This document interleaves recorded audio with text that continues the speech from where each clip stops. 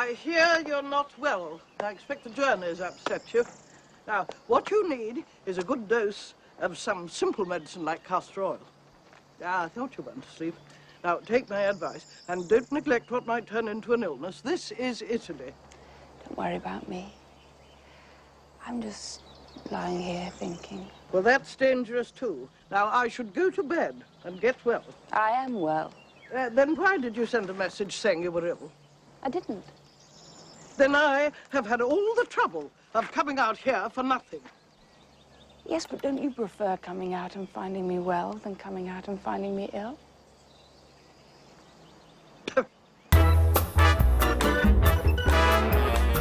Hi everybody, it's Cerebra Sana in Paris. Did anybody out there see this film? It's quite old. It's from 1991 and it's called Enchanted April. And it really was a beautiful film. It's one of my favorites. And since this whole crisis thing started and the news started to come out that maybe the situation really wasn't as bad as it was, this clip popped immediately into my mind. So this is why today I just wanted to make a very short video. Actually, this is kind of sad because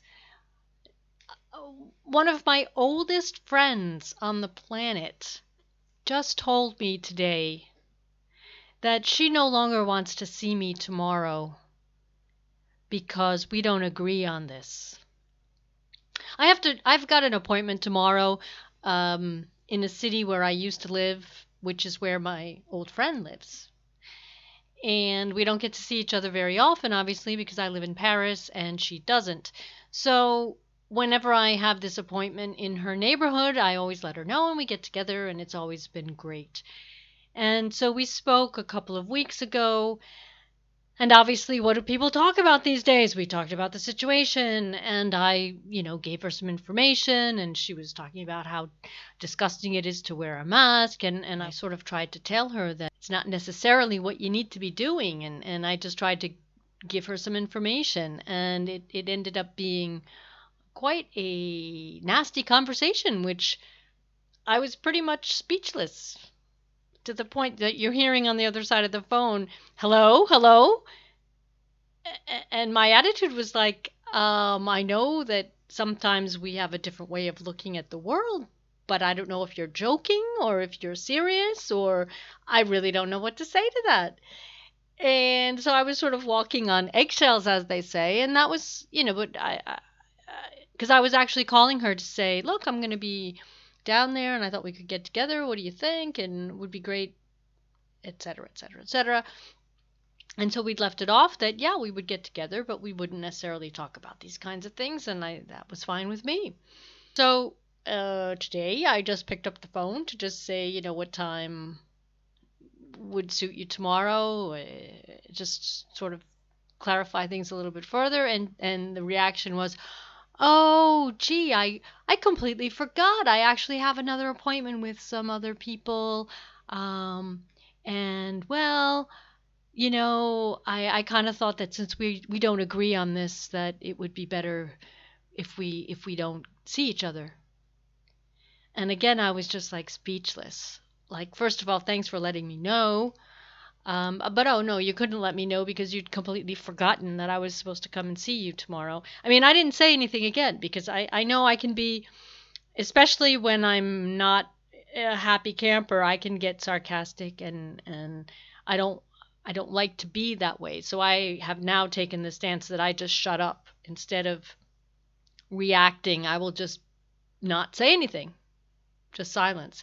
And so this is the stance I took this afternoon, and I was shocked, hurt, disgusted, angry, everything, just like all the emotions that a person can feel in a fraction of a second. So having said that, I'm not going to see my oldest friend on the planet here tomorrow because we don't agree on the situation. She has drunk the Kool-Aid. It was absolutely impossible for me to even get her to look at some of the information. Nothing.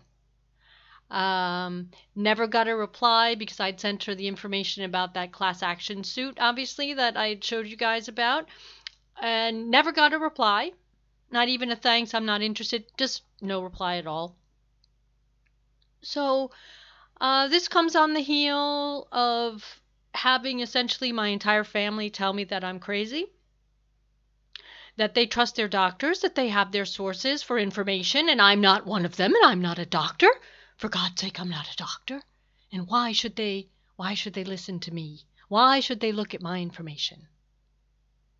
Thankfully, I do have one brother who is like a clone of me, so there's no problem there. But I mean, everybody else is just like,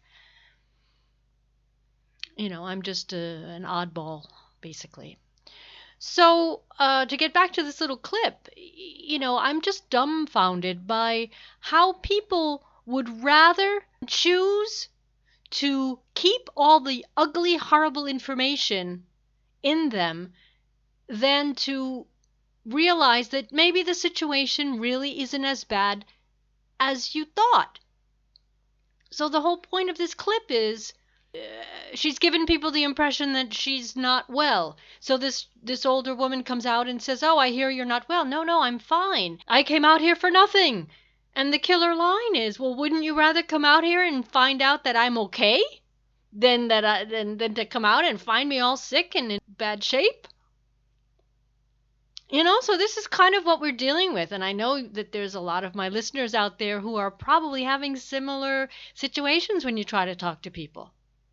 They don't want to hear the good news. We're not all going to die. Right?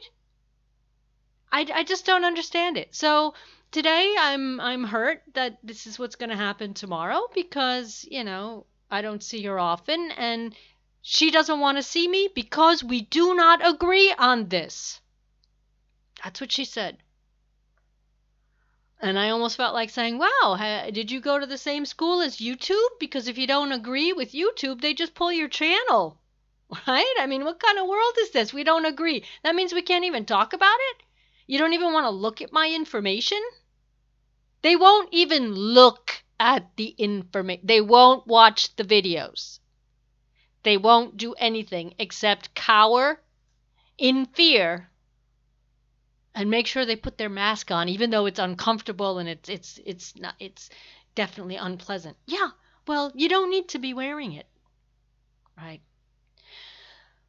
So, guys, I just wanted to share this little snippet of a video with you today. And as always, please leave your comments below. Let me know what you think. Are you having as much difficulty as I am trying to get the word out? How are you handling it? Do you just say, all right, we'll just agree to disagree and never talk about this ever again? Do you try to wake people up? I posted in one of the comments just the other day that, I think we as people who do the research, we who are people who know pretty much what's going on, I think we do have sort of an obligation to share our knowledge with people in an appropriate way, non-aggressive, obviously. And even if people reject it, as I said in my comment, we're sowing the seeds of truth, and some of those seeds will sprout because some of those people will at least be curious enough to go look up what I'm talking about. And some of them won't. And when it's your best friend, that's like driving a stake through your heart, right? That's like driving a huge knife, like right into your back. And it really feels horrible. But I can't just become someone that I'm not. I can't just become a sheep, right? So let me know what you think, guys. This is a difficult situation for us all, and I'd love to know how you're handling it. And having said that, this will be Cerebrasana signing off from Paris. Bye, everybody.